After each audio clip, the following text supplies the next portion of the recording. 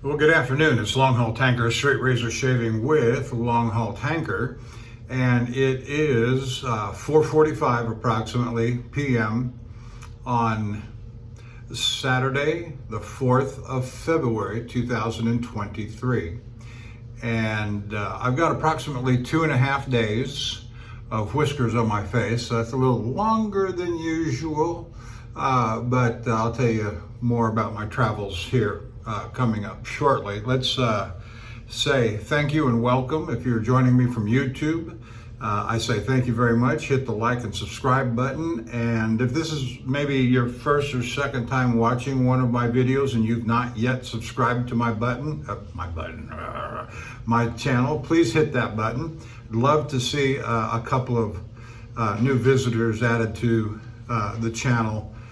So go ahead and hit that button. Go on over to the Shaving Cadre, www.theshavingcadre.com, and you won't find a more delightful bunch of fellas who love wet shaving, straight razor shaving, and everything about it, along with a lot of other different things as well besides wet shaving. And so a good group of people, and I'll try to remember to put the www thing down here so you can see it. And so let's introduce the equipment. Our razor for today is going to be, I thought, with a heavy beard, and the next one up in rotation is Frederick Reynolds. Look at that big monster. It's about 7/8, maybe a little bigger.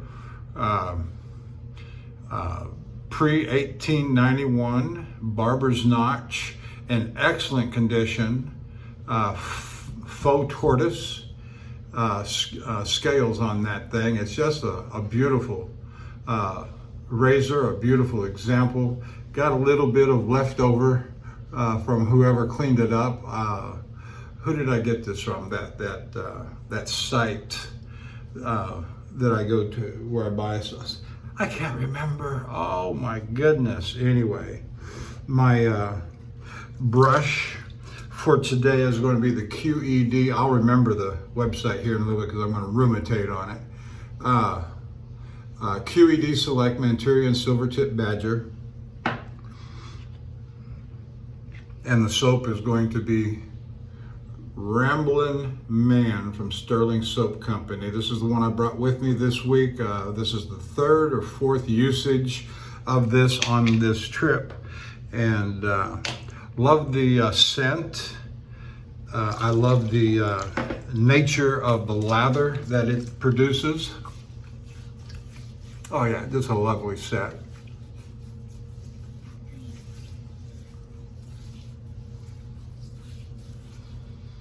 There's some little bit of slickness, more than a little bit, but I'm getting a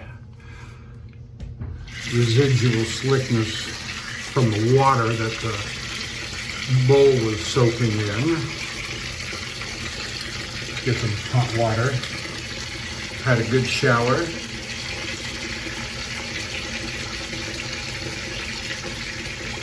My last video was from Marshall, Michigan, and I was uploading it while I was driving, and of course it all executed correctly and timely before I got the Canadian border. I crossed the Canadian border on Thursday morning. I had no delays. It barely took me 90 seconds to conflab with the border agent, Canadian border agent. I pulled up to the window, turned off the engine, which is usual requirement, and I handed him my passport and my Canadian border crossing paperwork. And he said, "You got any firearms?" I said, "Nope." And he stamped my paper, handed it back, and he said, "Thank you very much." I said, "Thank you very much." I said, "Am I clear to go?" And I always ask that just to get that positive affirmation that I'm clear to go. And he said yes, and so off I went, started my truck, and off into Sarnia and the 402 highway, and on down the road I went, and had up to well, let's just say it this way. I had good roads all the way out of Marshall, Michigan, all the way up through Flint and Lansing, or Lansing and Flint, Interstate 69, all the way to the Port Huron and the Canadian border. And it's about 100 miles, no, scratch that, 100 kilometers, 60 miles approximately, from Sarnia to London, Ontario.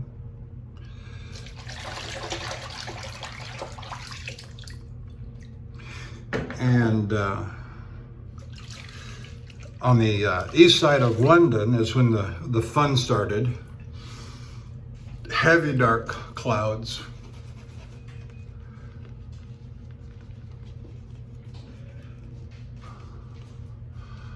And the temperature was extreme cold. In fact, I think it was already negative below 0 Fahrenheit. I don't remember the exact temperature yet. There are too many things and little details that happened that I'll tell you about.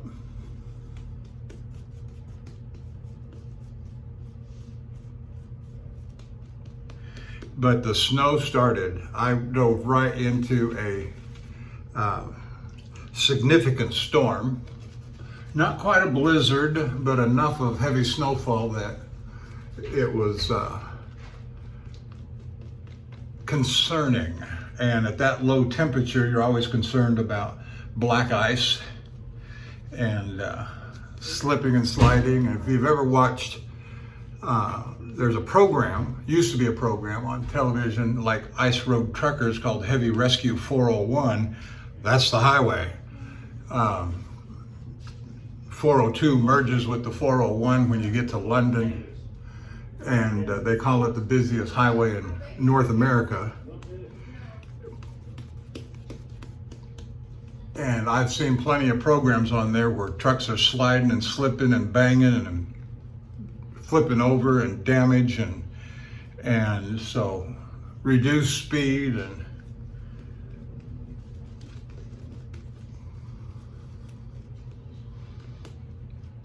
and frayed nerves, I will add.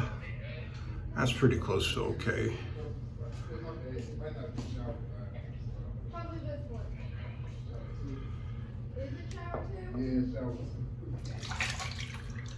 And that continued on through Cambridge, east side of London, up to Cambridge, past the Cambridge en route rest area, and it really didn't start subsiding and clear up until about the time I got to,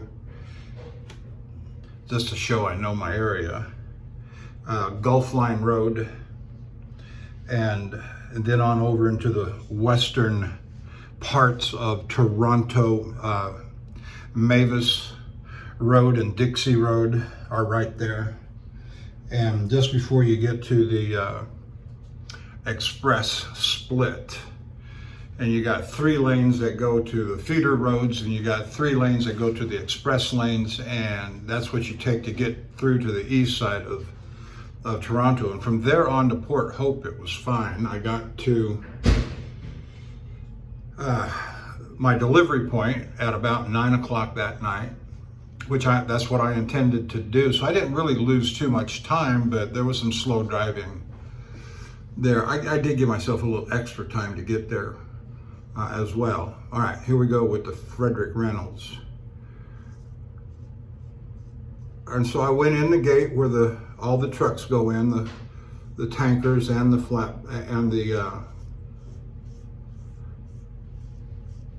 dry vans.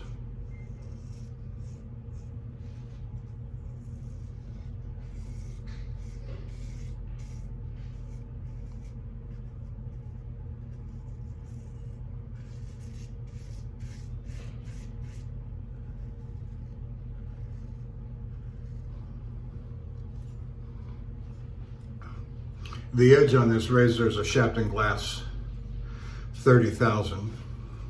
And when I got it, it just wasn't 100% right, but I put about 10, 15 so laps from the Shapton Glass, 30,000, no less than that.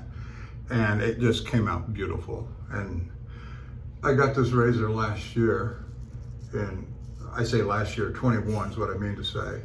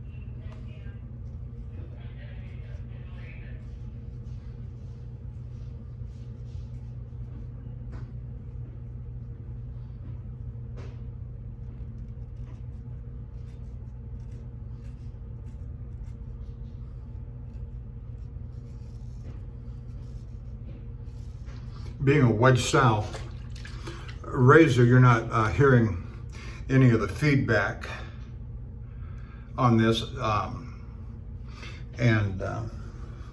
but you can just feel the whiskers popping as in your hand through the scales, and the feedback are just fabulous.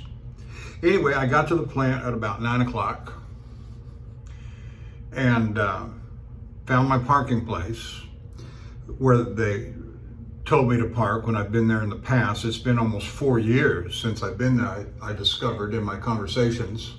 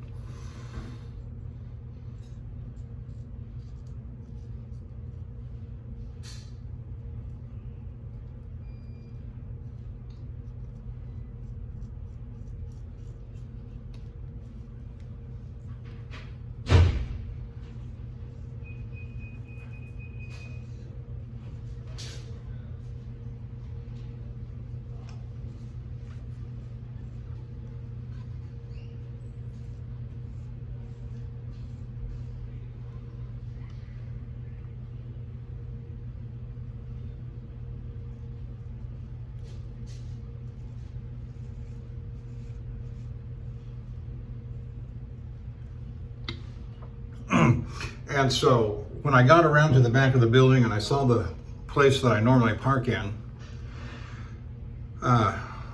which is off to the right, and it's a grass area and dirt area, and there must have been 9 to 12 inches of snow stacked up there. And I thought, uh-oh, that don't look good.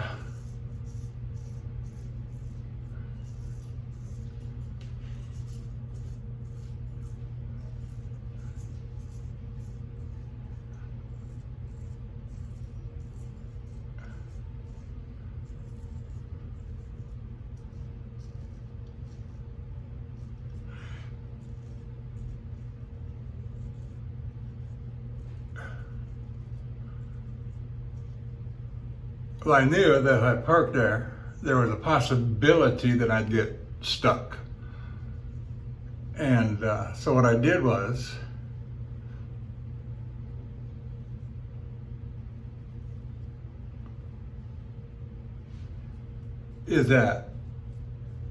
now the pavement in the driveway, and that's about all it is a driveway, is large enough that a truck can pass by, a full-size truck can pass by, 18-wheeler. If I get about halfway, 3/4 of the way off into the snow and dirt, but I kept my left wheels on the pavement. Well, almost. I didn't really keep all my left side wheels on the pavement.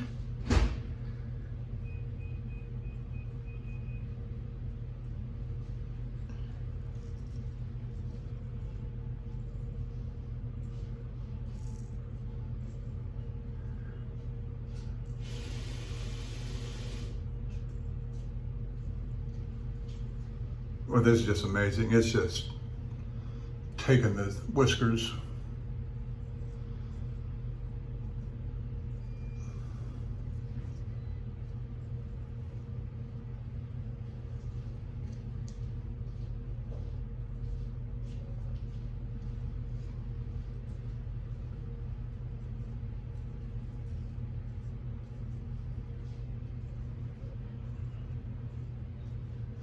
Griffith Shaving Goods, Shaving Supply. That's what I'm trying to think.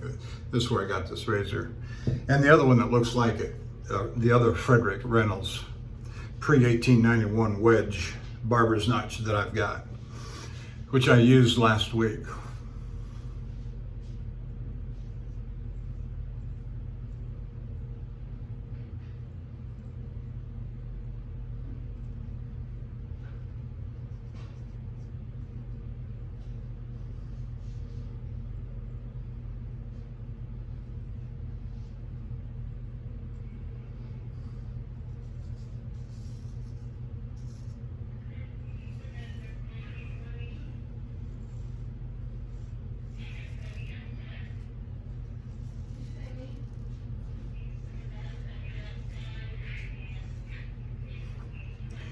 And so I went ahead and went to bed. I parked the truck, I went to bed. I was mindful that there might be a problem moving the truck in the morning. I had about, a truck tire is about so wide, and I had about half of the left side tires on the pavement. Well, I thought, well, that's enough.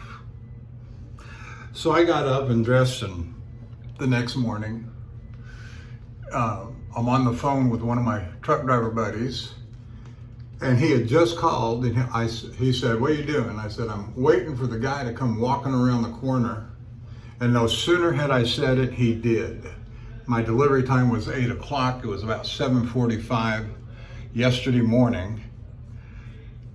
And I said, "Let me go, let me take care of business here."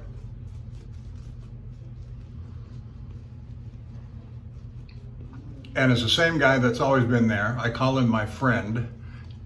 His name is Mike. And so I stepped out of the truck, out of the cab, threw my arms up in the air, and I said, "Mikey!" And he threw his hands up. He said, "How you doing?" He couldn't remember mine. He never once called me by name. But that's all right. That's all right. He was glad to see me. He said, "I knew it was you." I said, "How did you know that?" "Because you're the only one that parks there, that comes here," which is what he said the last time. And in the course of our conversations, while I was there, talking about things that have happened, what's the last thing you remember about me? Do you remember me when I bought my house? Have I been here since I bought my house? And he said, "I don't think so." I said, "Well, it's 4.5 years ago." He said, "Well, I don't remember." So that's how long it could have been, based on what he says he remembers, and that's okay. It was a delightful reunion. We had plenty to talk about. So I start to pull out from the parking spot. Try as I might, I'm stuck, I'm slipping, I'm sliding. My right side drive tires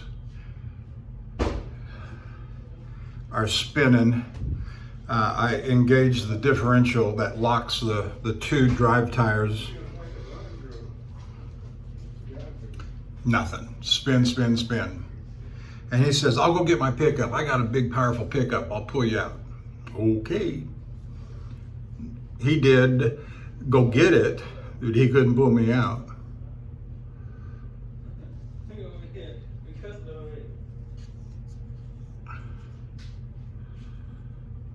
Of course, I'm fully loaded. I'm weighing approximately 79,500 pounds. I was heavy. This was a heavy load. I say heavy, it wasn't illegal. 80,000 is gross vehicle weight.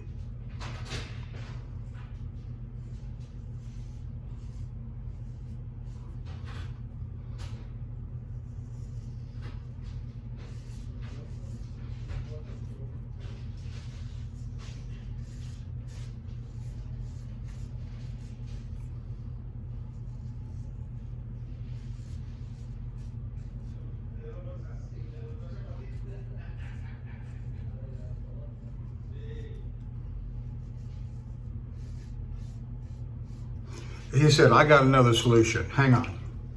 So he goes back in the building, he gets one of his buddies, his buddy drives a semi-truck tractor with a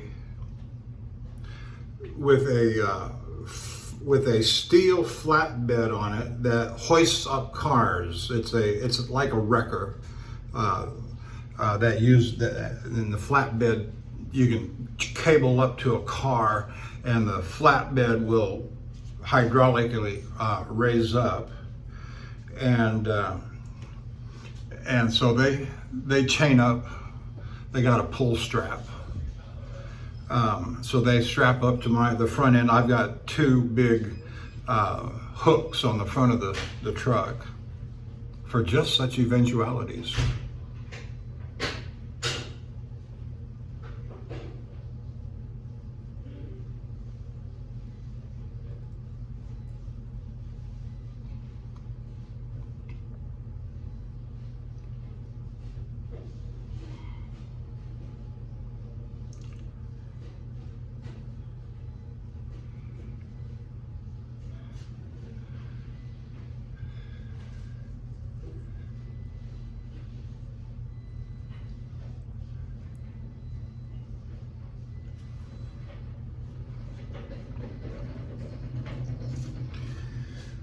And it wasn't anything for that truck to pull me out of my predicament.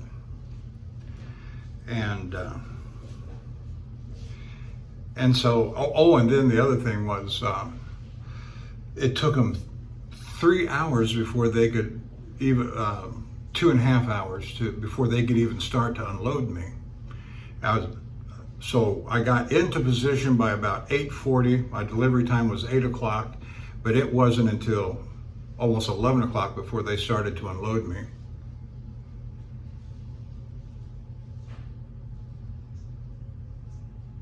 I get asked all the time the purpose of a barber's notch. Right there, I think that's it, right there, where that notch goes right up against the nostril.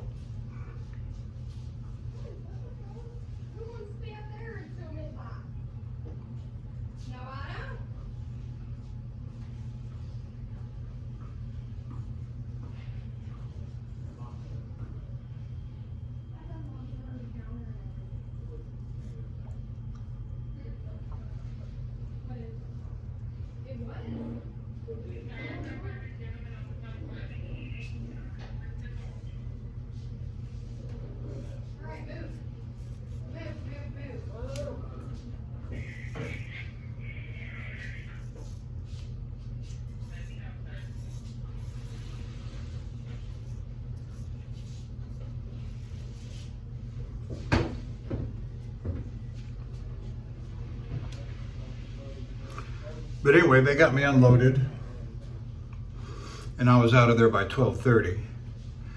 And -9 when I woke up that morning and checked the temperature, and it remained at -8 for the full morning.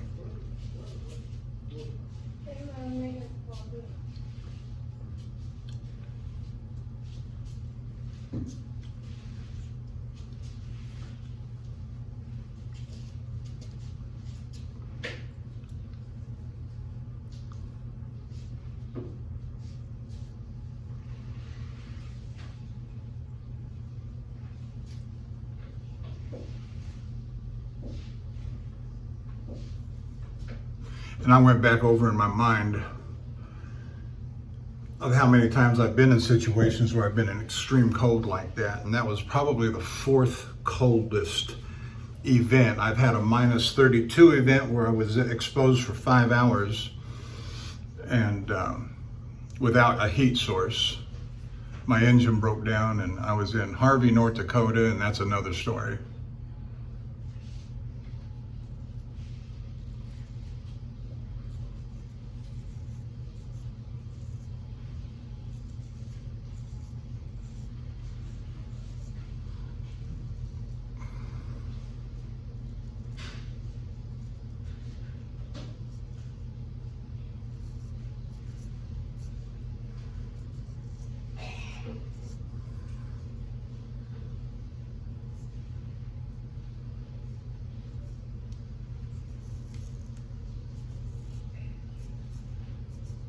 You may remember a couple of winters ago when Texas was exposed to extreme cold temperatures, and there were power outages and affected Texas pretty badly. But at that same time, I was coming back out of, I don't remember where I'd been, but I was up in the Dakotas, and I was coming back through, I was empty, and I was coming back through South Dakota on I-29.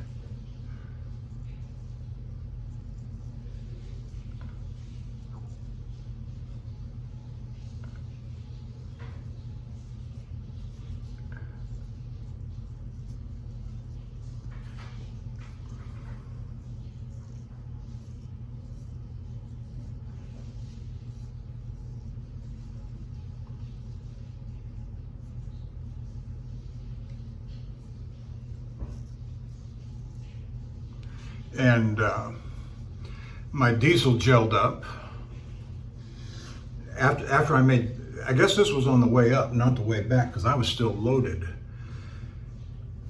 Going to Winnipeg, that's what it was, going to Winnipeg.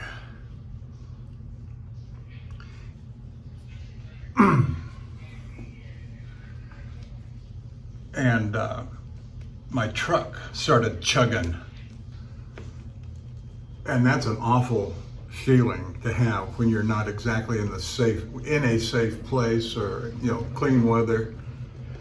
And so I kept trying to push it. Yeah, it wouldn't, you know, once it starts to do that, you're done. And thank goodness there was at the next exit, and I saw the sign, rest area 2 miles ahead.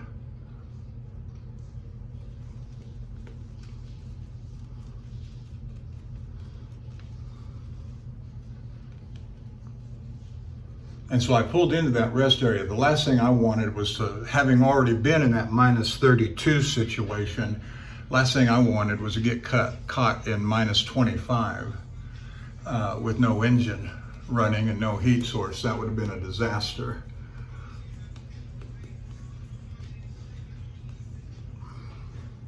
Of epic personal proportions. Meaning for me. So I got in there and called the shop and told them what was going on and got the night manager, which is not the day manager.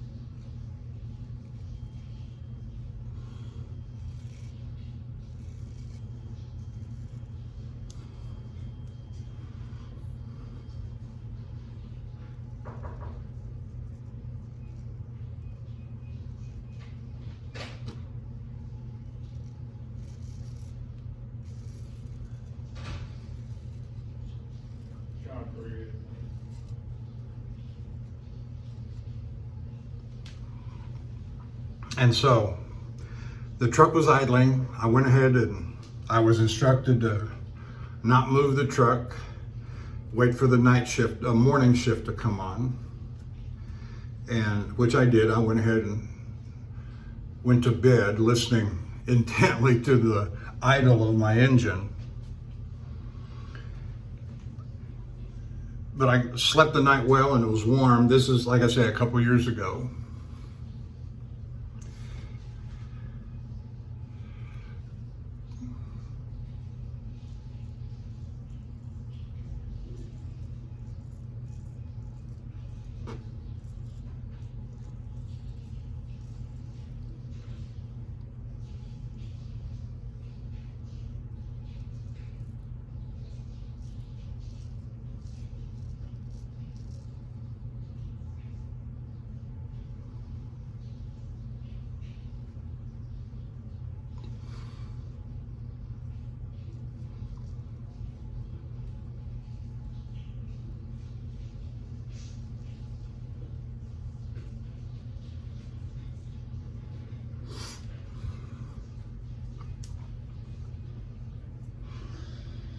And so the next morning I called the day manager and I told him I was still idling. He said, well, try and move the truck. And where I was parked, I was by myself, there was nobody around me, and I could move the truck forward about 200 yards and without exiting the truck stop. He said, well, try and accelerate those 200 yards. I started off and then it started chugging. And I put the brakes on. I said, no, it started chugging. I'm not leaving this rest area.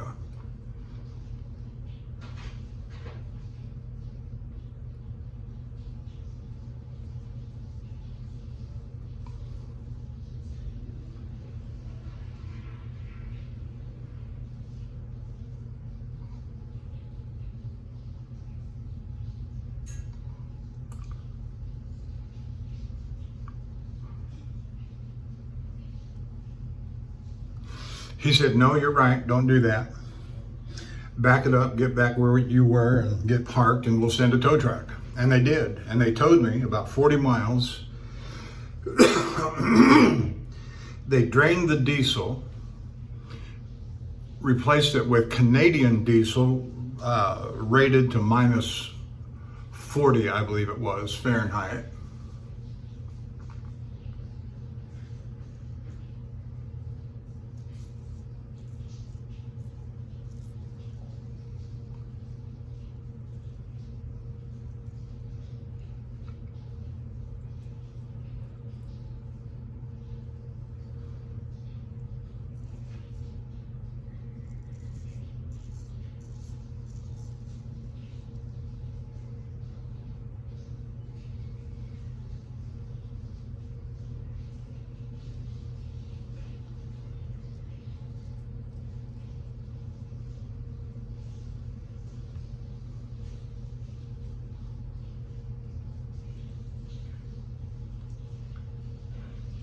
They gave me a full tank of diesel, 40 rated Canadian diesel, 200 gallons, more than enough to get up to Winnipeg, make delivery, and get back down,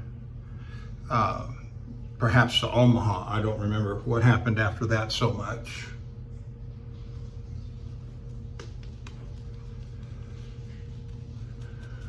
But anyway, that was my delivery to Port Hope, Ontario. Everything went well, reunited with an old buddy. I say buddy, you know, these are just working relationships and acquaintances that they're just people you meet along the way and they're nice. And you appreciate the camaraderie while you're there, because there's a lot of places that aren't so interested in the camaraderie. And especially on such a cold, winter-bitten day, minus 9 Fahrenheit. And I'm not talking wind chill, I'm talking actual temperature. And we were out in there working and doing what we had to do, and went back inside and got warm. They had a place where we could, because He said, you know, I may live in Canada, I may work up here in Canada, but I hate the cold too. And so we'd go out and work for about 10 minutes or so, and then we'd go back inside. But once we had the product flowing out of the trailer, we stayed inside and watched the monitor on the inside. It was a temperature controlled load, so I had to deliver at 105 degrees, which I did. I hit the mark, controlling what they call in-transit heat, which is controlled by the antifreeze in the radiator and reservoir, and they got hoses running back from the tractor to the trailer that you hook up. And you turn them on and make sure that all of that, you do this before you leave the yard, and that is make sure that the system is fully charged with antifreeze, and which I did. I'm very, you got to watch the paperwork, or you get out on the road and be screwed.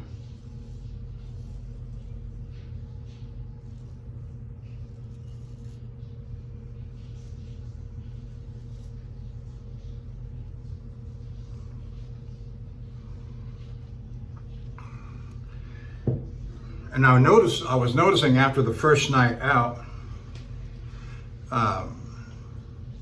when I hooked up to it, it was right at about 96 degrees. And so I turned the in-transit heat system on and ran for 4.5 hours to Shreveport, and it bumped it to about 100, 102 degrees.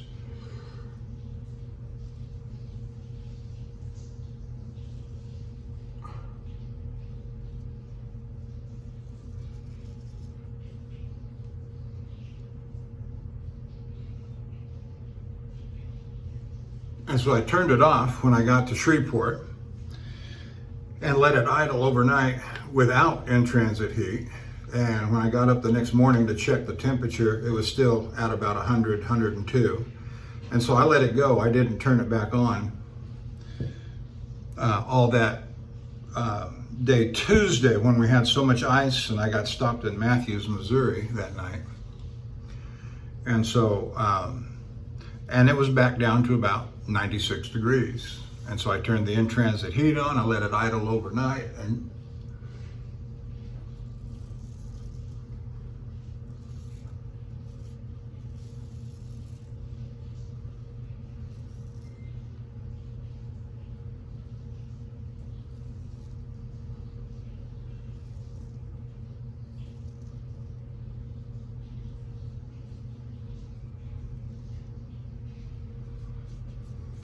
that's just wonderful.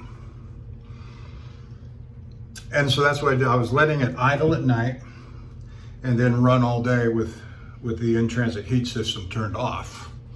And I was able to maintain that 4 to 6 degrees balance.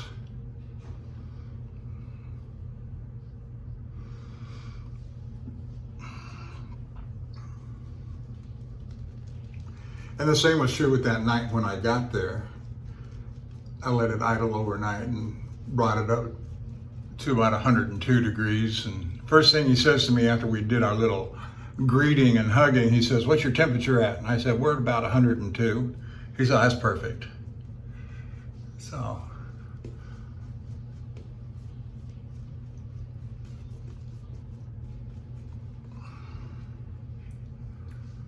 Those are the kinds of things I got to pay attention to on in-transit heat loads. A couple of things about shaving I want to talk about as well. And I'm going to be careful because my video will get posted to the Shaving Cadre. But I just want to thank Bill M. and Jared, who I believe also is a member at the Shaving Cadre, for defending freedom of speech and freedom of practice, freedom of expression, freedom of honing your razor the way you want to, you know, as long as it's work and it's not detrimental to the razor. It's a very professional way of doing things as if there were only one way of doing things, which the point is there's not.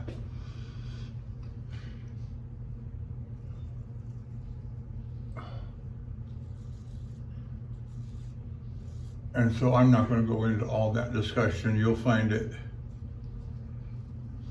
on various videos by the two I mentioned.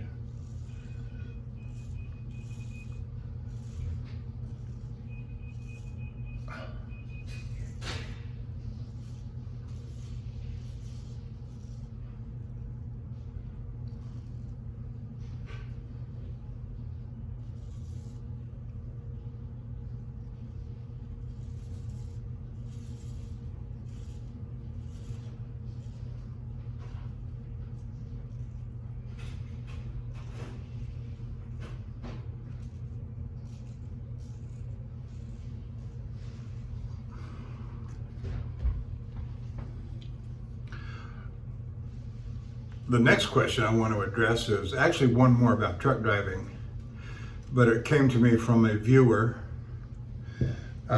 watching my videos. And think of the question as you will, but he asked me, as a truck driver, how many hours a week do I work? Which there's no hard answer to that. I'm not a cashier standing at McDonald's, working by the hour, being paid an hourly wage. I exaggerate, but you get the point. I'm paid by the mile.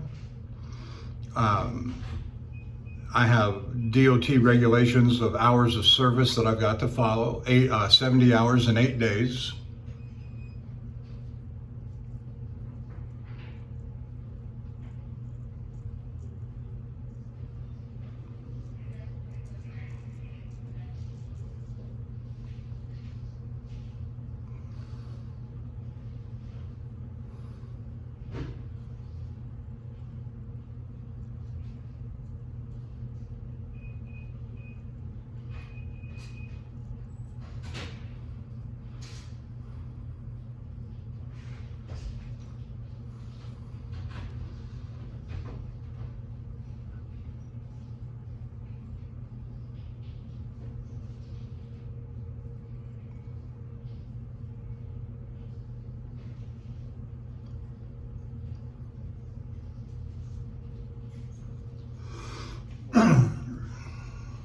For those who may be of the foreign or international viewing audience, I am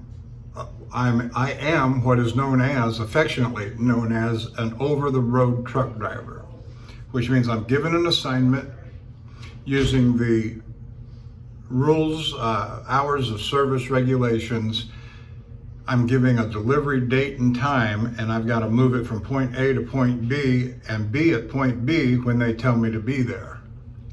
And so however I want to drive that with the hours that I've got and how many miles it is and how many hours it's going to take to drive there per day.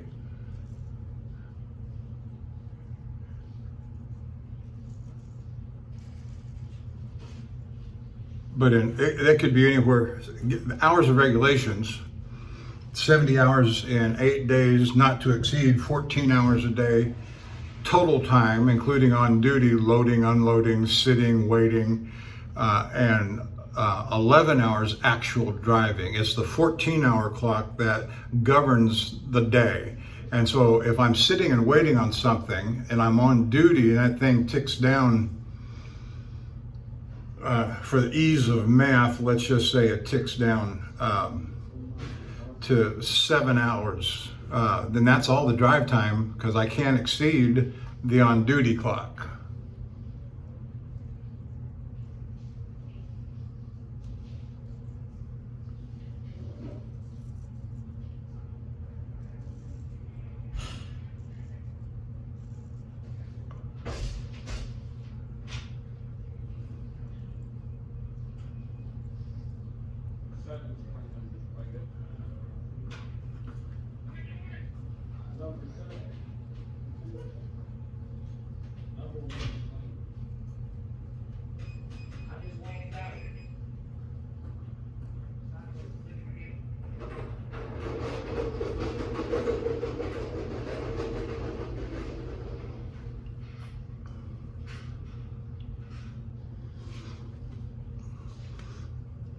Now, there are other kinds of truck drivers that are not over-the-road truck drivers that they are oftentimes paid by the hour. But in order to make any money, they're bound by the same regulations I am, 70 hours in 8 days. Now, they may work for a company that only works Monday through Friday, but they might work 12 hours a day, and they're paid by the hour for all those hours, maybe. I did work for a trucking company one time that paid by the hour as an over-the-road truck driver, but it didn't pay any more than what I am getting paid by the mile.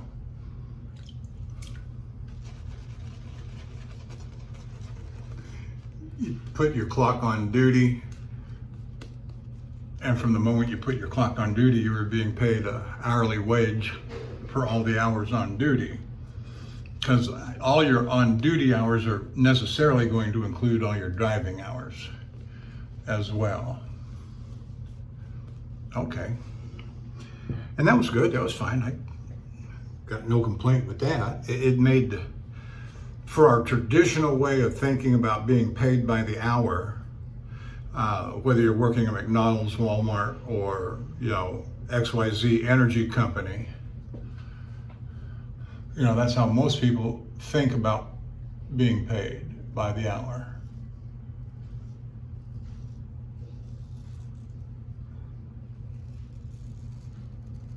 But in the United States, truck drivers are exempt from the Fair Wage and Labor Act,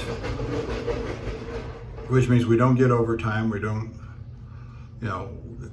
but the only way truck drivers are going to make money is that he's got to work more than 40 hours a week. And especially if he's not getting overtime. And not a lot of them pay overtime, trucking companies, that for over-the-road truck drivers. What do you mean overtime? You don't get overtime for driving over the road.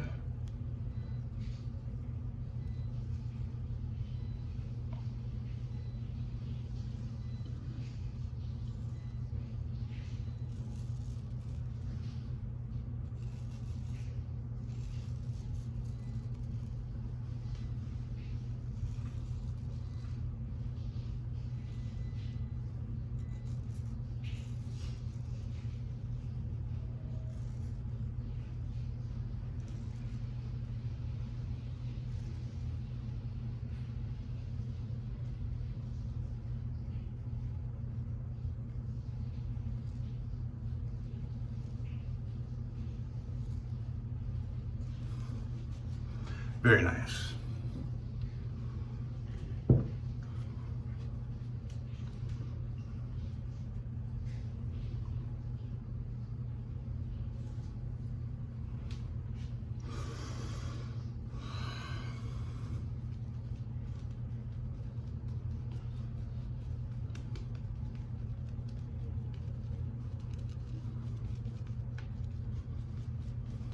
I'm looking forward to the Shaving Cadre's Zoom call tomorrow evening.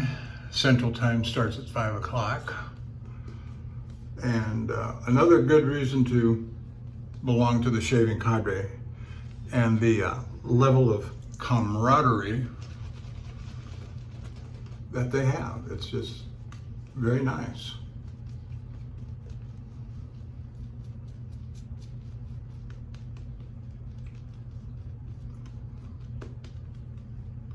Sometimes when you write things in a post or an email or a text message, it just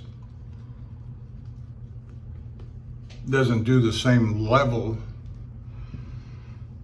of communication when you can actually see the body language and tone and inflection of the voice. And these guys become, if not outright friends, they become good acquaintances, and becomes a period of time that you look forward to, I can say with, yeah. I look forward to it.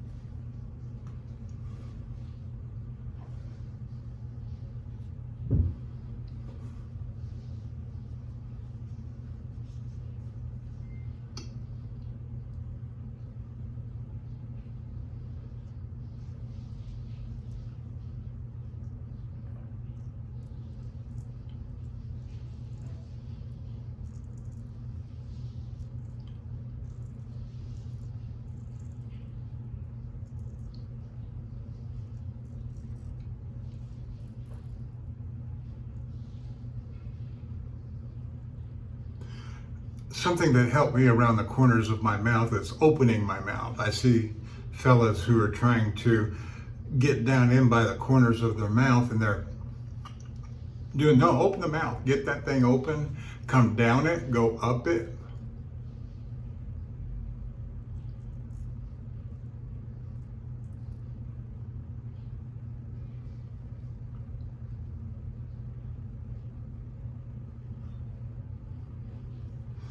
And I think you'll have better results in that corner.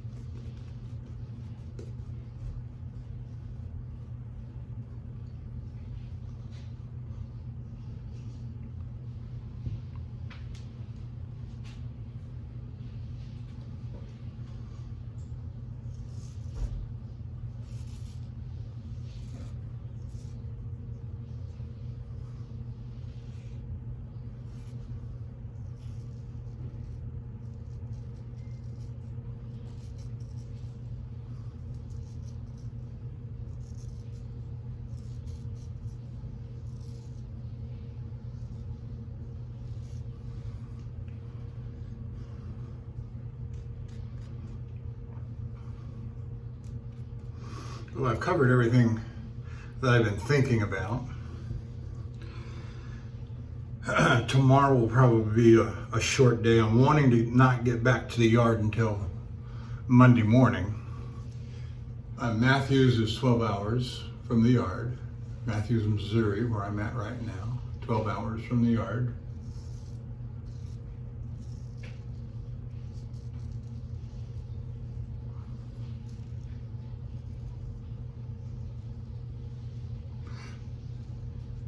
Which is longer than my allotted driving hours. There is a Love's truck stop at Cleveland, Texas, just north of Houston, but that's 11 hours, and that's a hard day's drive from here to there.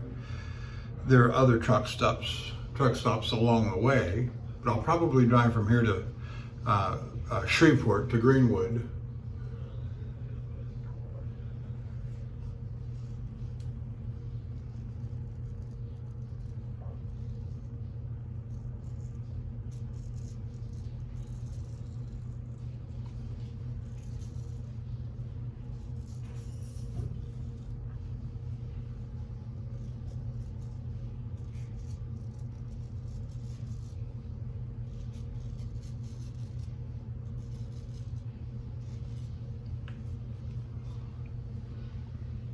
which is about a 7-hour drive from here.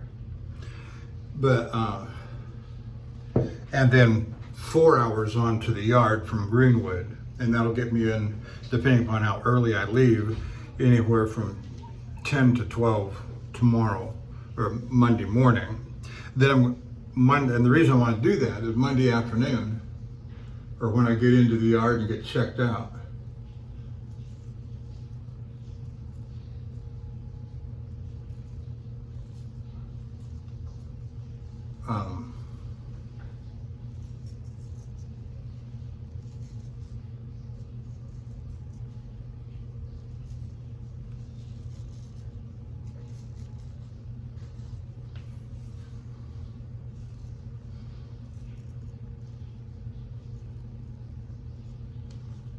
I'm gonna go do my DOT physical.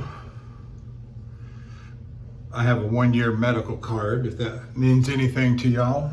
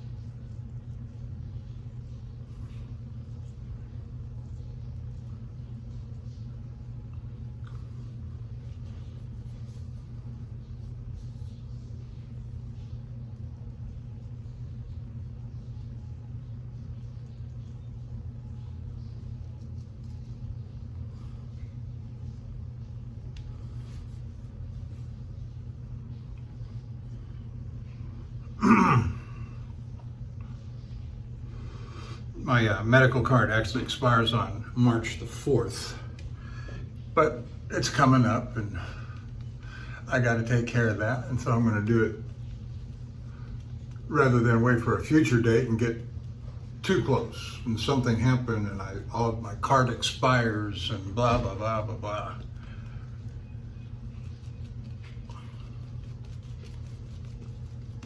It expires, I get placed out of service until it gets renewed, which is not a big deal. It's just, why let it expire when you don't need to? And I can work it into my time off after I get back on this trip. And my passport is coming due in June, so I got to get on it here. I don't know what the turnaround time is on that, but I want to get my new one in hand before the old one expires, so it doesn't interrupt my Canada travels.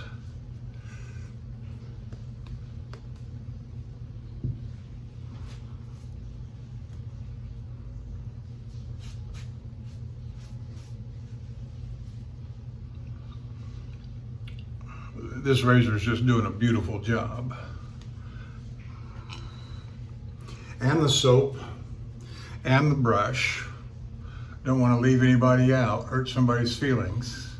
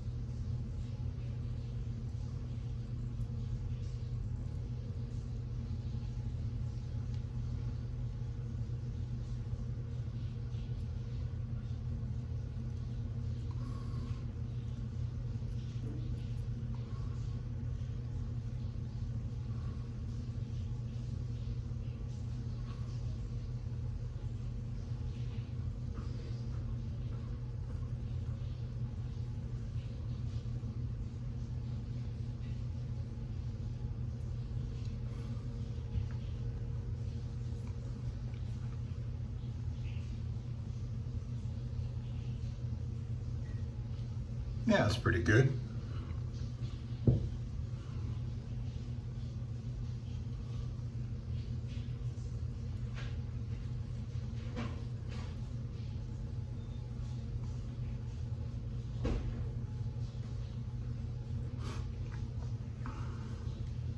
If I'd been a little more confident, I would have turned my razor around and come at with the notch on the nostril side.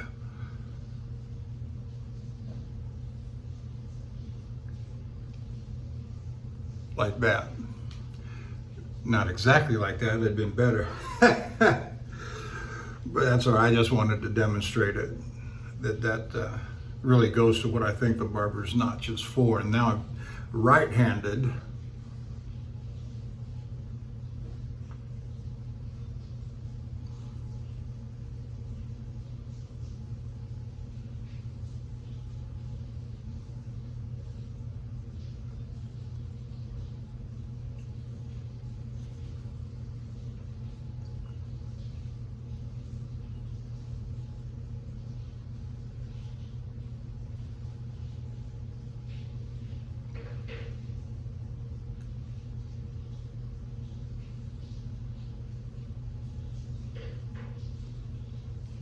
I've said before that the old literature, barber's literature on barber's notches is indeterminate, unclear.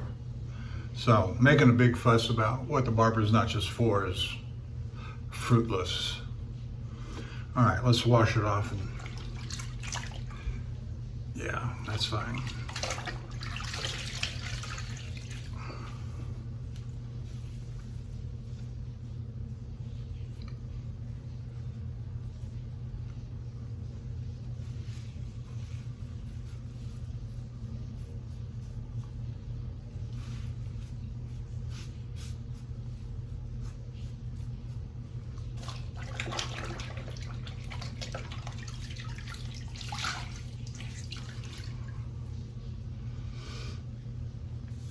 I got a couple of new subscribers today, and I don't remember their names just right now, but I thank you for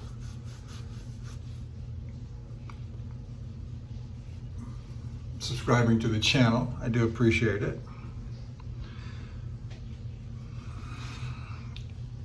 I'm just a truck driver on the road who loves to shave with a straight razor, and I end up in these truck stops and do the best I can.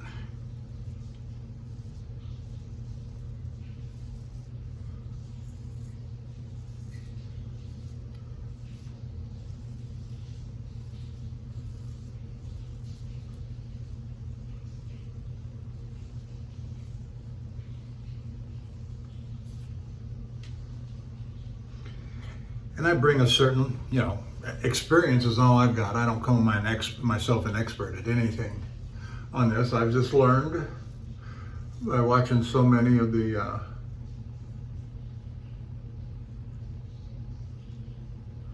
YouTube videos, and discovering for myself who the best ones were.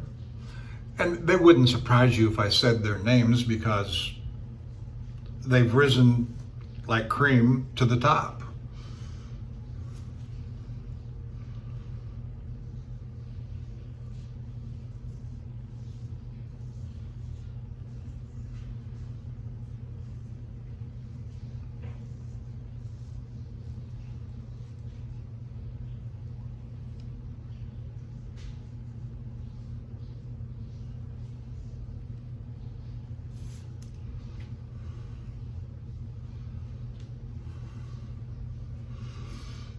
Let's check the sideburns.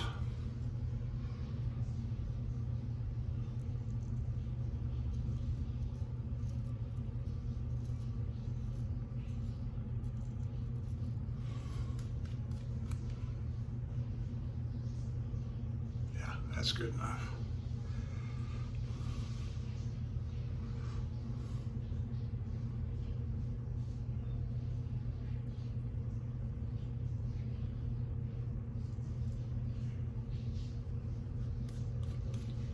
That is good enough too. All right, let's move on to the head shave. verbal tag, head shave to follow.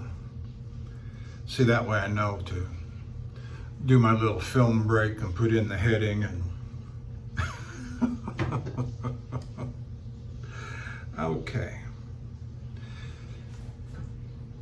Frederick Reynolds, excellent, excellent. Barber's notch, 7/8 or so. For the head shave, we're just going to use the old gold dollar 66 that we've been using on this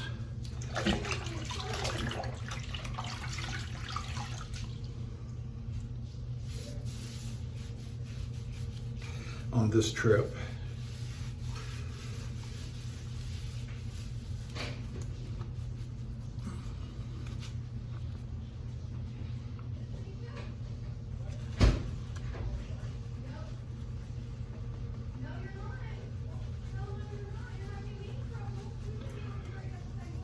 Now the Matthews, Missouri truck stop here, they've got the deadbolt on the door that signifies vacant or occupied, which I appreciate.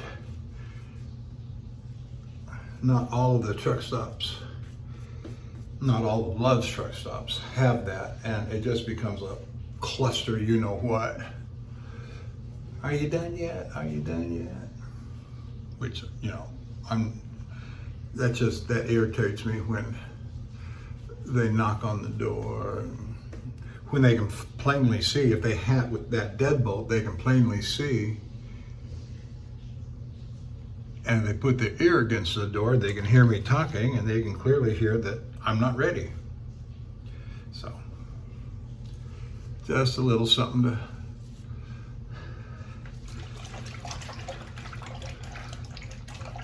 I wonder if I put in hashtag Love's Truck Stops, that they'll watch the video and hear that little segment.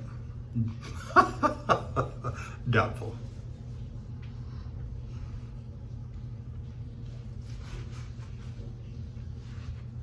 But one thing I very much noticed a difference with the Love's Truck Stops and Flying J in particular. Love's is terrible about hooks to hang your stuff.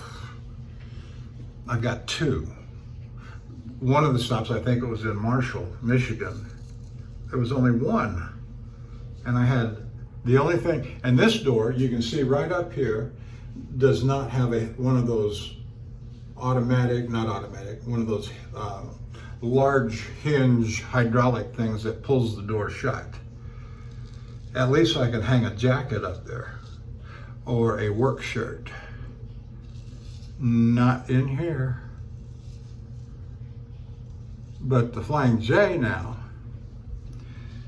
their shower rooms, every single one of them is equipped with one and sometimes two big metal bars that have 4 or 5 hooks, double hooks, one on top, one on bottom.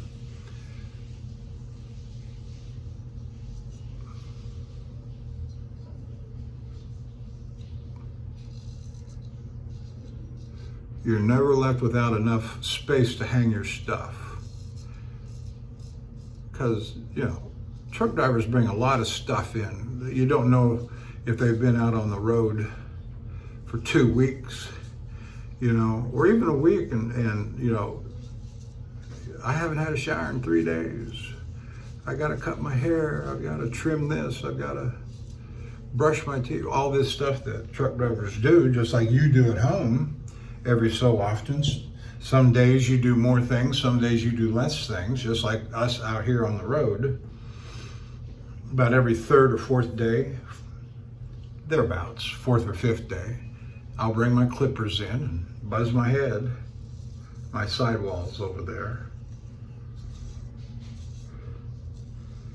But I always have 2 bags with me that I'm carrying when I come in here. And when you've only got 2 hooks on the wall, and today, because it's still kind of chilly, it's about 40, it made it up to about 45 up here when I got in.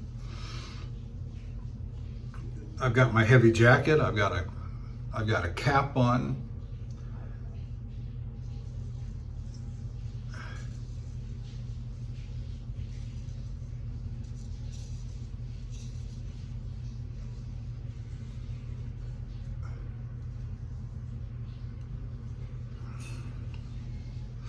I will say though, all in all, it's been a light winter.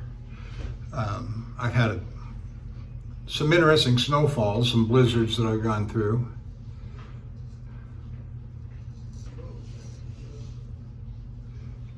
This year. But here it is, February, early February, and oftentimes the worst month for snow and blizzards, depending upon where you're at and where you're going.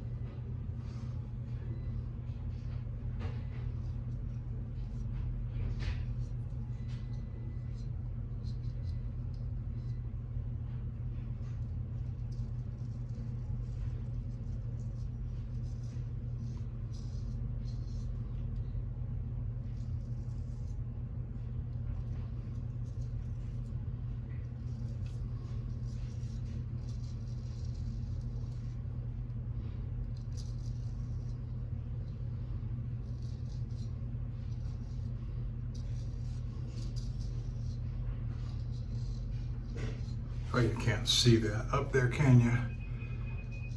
The skin is,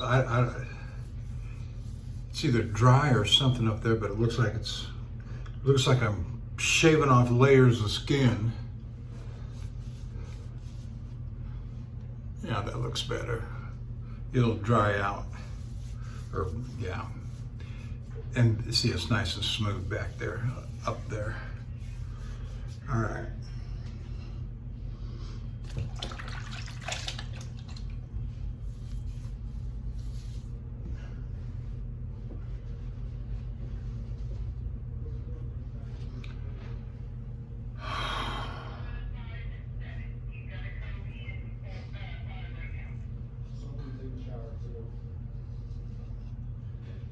Yes, there is somebody in shower 4.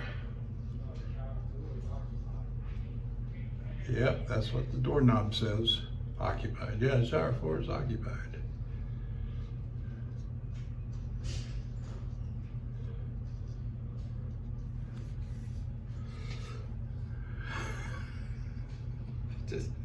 They crack me up. I can hear them out there talking about me. I'm in shower room number 4.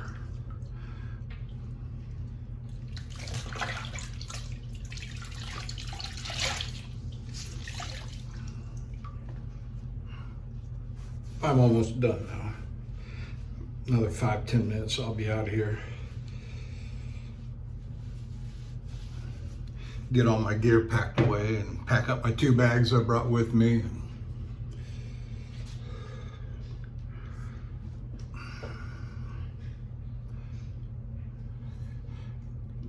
Dipped a little low right there. That's right,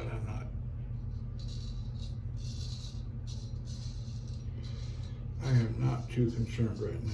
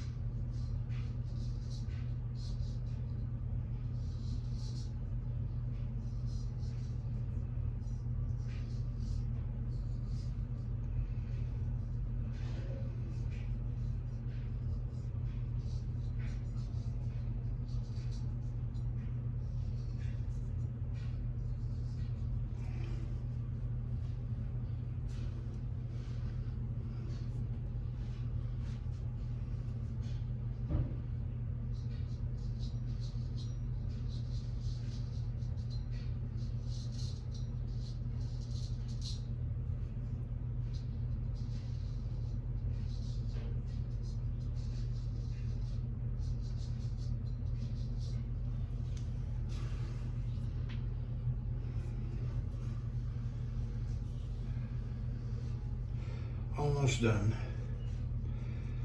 Almost done. Feeling just a little bit. Okay. Oh yeah. That did it right there. Yeah, that's fine. Wonderful shave tonight. Thanks for staying with me this whole, it's a good long one too. Oh, sorry about that guys, but it just is what it is. Thank you for staying with me. I'm going to pack up all this gear. We used the QED Select Manchurian Silvertip Badger. We used the Ramblin Man. Off camera, I'm going to close it down, but I'm going to do the Allen block afterward. And you saw the Frederick Reynolds pre-1891 barber's notch. Just a lovely razor. I got a wonderful shave off of that. All right, that's it. I'm done, and I will see you down the road.